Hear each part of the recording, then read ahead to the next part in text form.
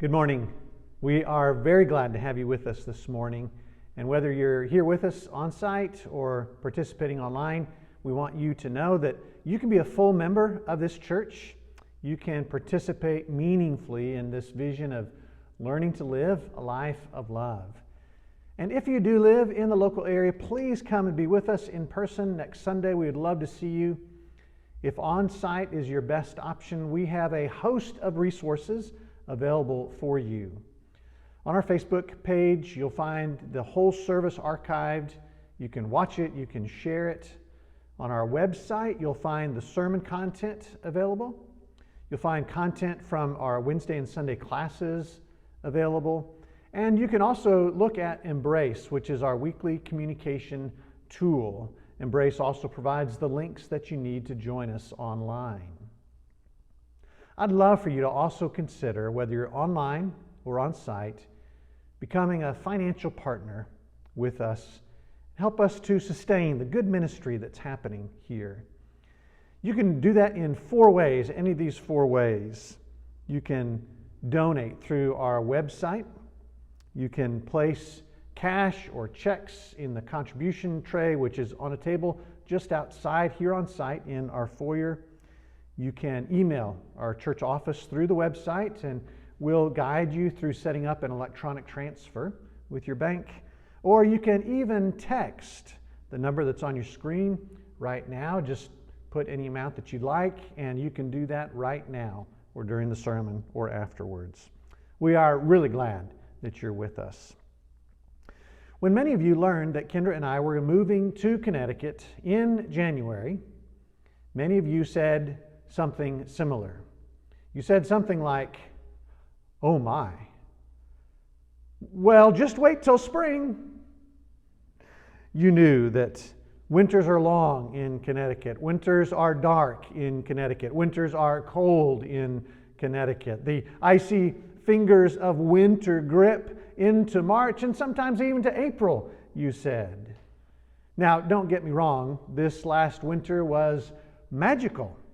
Kendra and I have not been around so much snow, at least not in a very long time.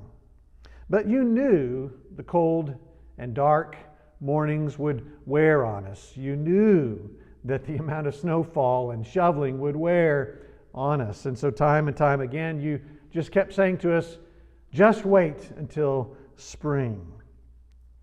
And now spring is here, or at least starting to be here. Back in Tennessee, spring was more like a sprint. It happened fast and it was over. Here, spring feels a little bit more like a half marathon. Each week, something new is emerging. And guess what? You were right. Everything that's happening right now in this emerging springtime more than makes up for the difficulties of winter. The book of Daniel is written to people in winter. I'm not talking about the literal weather. I'm talking about emotional winter, spiritual winter, psychological winter. We noticed last Sunday that the people who are playing the significant role in the book have been relocated forcibly from their homes in Jerusalem to this nation of Babylon. They are removed from everything that was familiar to them and to their families before them. They are surrounded now by people, by a culture that does not share their values, doesn't share their faith. It would be difficult for us to fully grasp how traumatic this all must have been to them. There's very little in our lives that could compare with this forced relocation to Babylon. And so one of the things that God says through the book of Daniel is this: just wait until spring. He does this through a series of visions and dreams.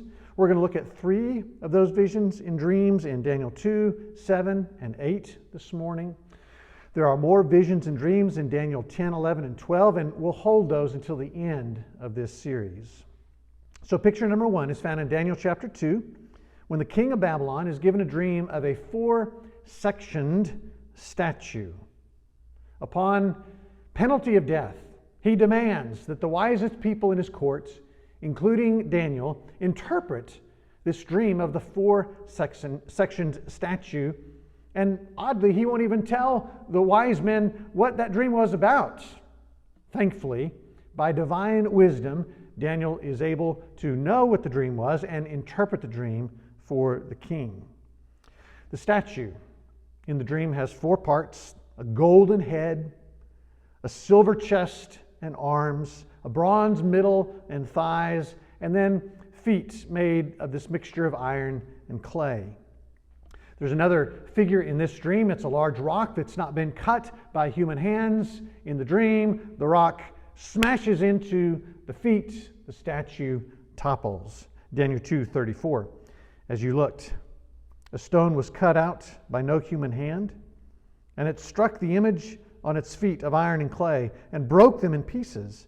Then the iron, the clay, the bronze, the silver, and the gold all together were broken in pieces and became like the chaff of the summer threshing floors.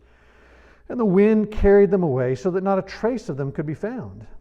But the stone that struck the image became a great mountain and filled the whole earth. Each part of this statue represents a different dynasty or political entity in the ancient world. We don't have time this morning to fully explore which part represents which political dynasty, but for now, just note that the statue is, in essence, a timeline showing various human governments and nations over a period of time. Picture number 2 is found in Daniel 7, when Daniel is given a vision of 4 beasts. The first dream is a vision of a 4-sectioned statue. The second dream is a vision of 4 beasts. Now, the first beast has qualities like a dangerous animal of prey, a mixture of a lion and an eagle. The second beast looks like a bear. The third beast has qualities of speed, a leopard with wings. The fourth beast has iron teeth used for devouring. And this beast also has horns. Daniel 7, verse 4. The first was like a lion and had eagle's wings. Then, as I looked, its wings were plucked off, and it was lifted up from the ground and made to stand on 2 feet like a man, and the mind of a man was given to it. And behold, another beast, a second one, like a bear. It was raised up on one side. It had 3 ribs in its mouth between its teeth, and it was told, "Arise, devour much flesh." After this I looked, and behold, another, like a leopard, with 4 wings of a bird on its back. And the beast had 4 heads, and dominion was given to it. After this I saw in the night visions, and behold, a fourth beast, terrifying and dreadful and exceedingly strong. It had great iron teeth. It devoured and broke in pieces and stamped what was left with its feet. It was different from all the beasts that were before it, and it had 10 horns. I considered the horns, and behold, there came up among them another horn, a little one, before which 3 of the first horns were plucked up by the roots. And behold, in this horn were eyes like the eyes of a man, and a mouth speaking great things. Each beast represents a different political dynasty in the ancient Near East. And again, we don't have time this morning to explore exactly which beast represents which ancient government or ancient empire. For now, let's just note that these beasts represent a timeline, a picture of human history over time and the governments of the nations of the kingdoms that rose and fell during that time. Picture number 3 is found in Daniel chapter 8, when Daniel receives a vision of 2 animals. There are 2 main characters in this vision. The first is a ram who charges throughout the land. The second is a male goat who overcomes that ram. Verse 3 of Daniel 8.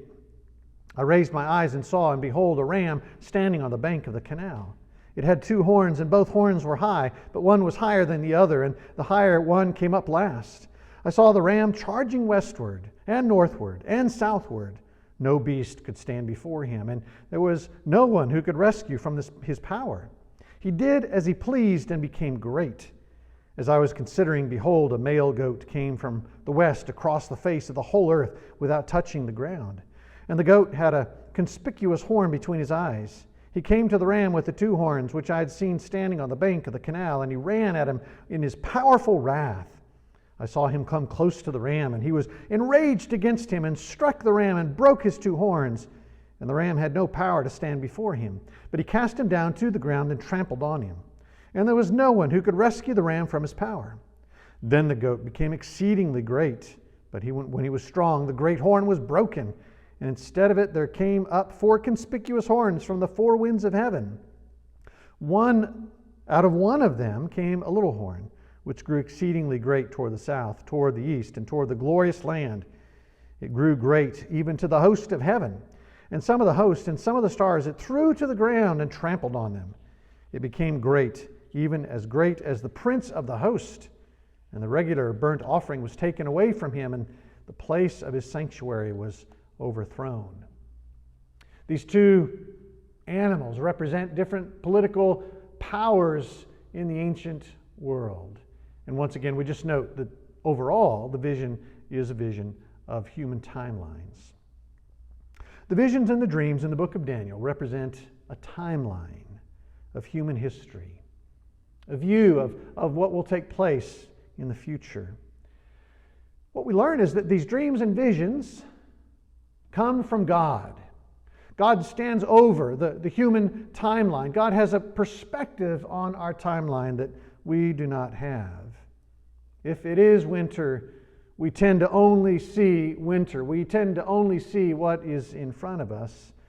God's perspective is far greater. God is able to see the entire course of human history. And here he gives Daniel and us a glimpse of the timeline of our history. Now we'll see this larger perspective again in chapters 10, 11, and 12. And in those chapters, what we learn is that God is moving all of human history toward a glorious, hopeful future. And we'll talk about that future when we get to chapters 10 through 12. But for now, consider these 3 visions and this point. Through these dreams and visions, by means of these timelines, God is saying to his people, it may be winter now, but just wait for spring. Notice how each one of these 3 visions has a figure representing God and the power of God over human empires.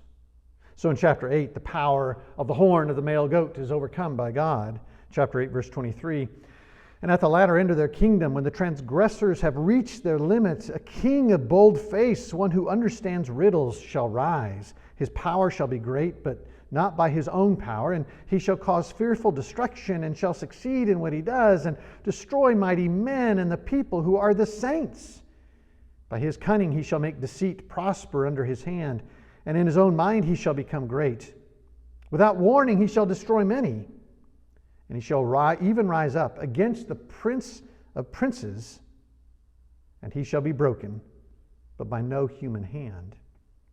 This timeline ends with the ultimate rise of the Prince of Princes, a figure representing God himself. In Daniel chapter 7, the power of these 4 beasts is finally overcome by God, who is described as the Ancient of Days and the Son of Man. Daniel 7, verse 9. As I looked, thrones were placed, and the Ancient of Days took his seat. His clothing was white as snow, and the hair of his head like pure wool. His throne was fiery flames. Its wheels were burning fire. A stream of fire issued and came out before him. 1,000 thousands served him, and 10,000 times 10,000 stood before him. The court sat in judgment, and the books were opened. I looked then, because of the sound of the great words that the horn was speaking, and as I looked, the beast was killed, and its body destroyed and given over to be burned with fire. As for the rest of the beasts, their dominion was taken away, but their lives were prolonged for a season and a time. I saw in the night visions, and behold, with the clouds of heaven there came one like a son of man, and he came to the Ancient of Days and was presented before him. And to him was given dominion and glory and a kingdom, that all peoples, nations, and languages should serve him. His dominion is an everlasting dominion which shall not pass away, and His kingdom one that shall not be destroyed. God, in the figure of the Ancient of Days, in the figure of the Son of Man, is victorious over all other human empires. And then in Daniel chapter 2, the kingdoms represented by the different sections of this four-sectioned statue are overpowered by this stone which represents the everlasting kingdom of God. Daniel 2, verse 44. And in the days of those kings, the God of heaven will set up a kingdom that shall never be destroyed, nor shall the kingdom be left to another people. It shall break in pieces all these kingdoms and bring them to an end, and it shall stand forever.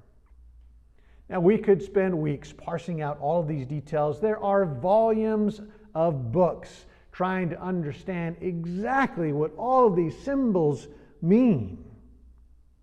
But what mattered most to Daniel's audience, what matters most to us, is the big picture from these visions. The statue and the beasts and the ram and the goat are just different ways of talking about human history and the human timeline and enemies that seem to rise up against the rule of God. And what God is saying to Daniel, what God is saying to us, is simply this: it may be winter now, but just wait for spring. Numerous visions appear in the book of Daniel to remind us that while injustice seems to have the upper hand, God will have the final word. While villainy appears to have mastery, in the end, God will have the victory. While death and darkness now trouble, life and light will triumph. These visions lift us up so we may view from the perspective of heaven all that currently feels like hell.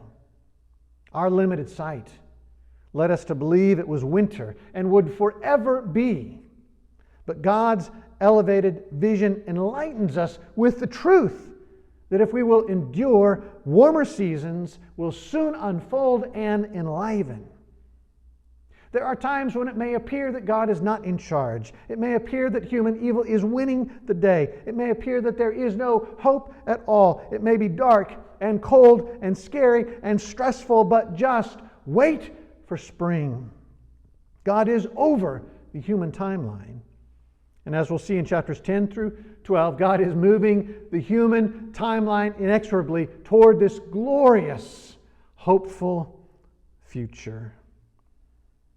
The divine visions in the book of Daniel empower us to endure.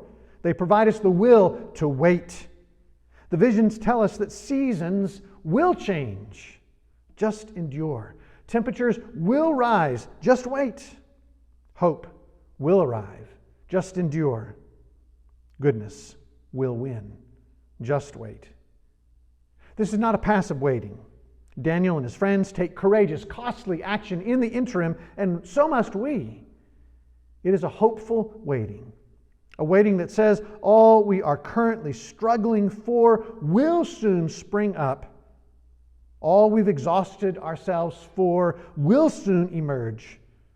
The seeds we've sown in sorrow will undoubtedly grow into a harvest of hallelujahs. Now, waiting is not easy, is it? A few years ago, the Houston airport faced a barrage of complaints related to the wait time for baggage. And so they immediately brought more baggage handlers onto the line, hoping to get more baggage to baggage claim more quickly, but still the complaints were coming. And so they did a deeper dive, and they found out that the average passenger at that airport took 1 minute to get from the gate to baggage claim. And then they stood and waited 7 minutes while they waited for the baggage to arrive at baggage claim. The airport administration decided that they probably couldn't shorten that total 8-minute waiting time. And so what they did is they expanded the travel time for passengers from the gate to the baggage claim. They rerouted the passengers so that they now took about 6 or 7 minutes to get from the gate to the baggage claim, and they only had to wait about 1 minute at that point for the baggage to arrive. And so even though the overall wait time was about the same, the fact that they were not just standing around but were actually walking and traveling during the waiting time changed the entire experience, and the complaints went down to 0. Researchers on waiting find that not only is wait time, the time when we're just standing around doing nothing but waiting, not only is wait time crucial, but so is wait certainty. When people in line are given credible information about how long they're going to be in line, or they're given credible information about why a delay has happened, it makes the whole experience better. That is why places like Disney prominently display the wait time as you enter the queue for their rides.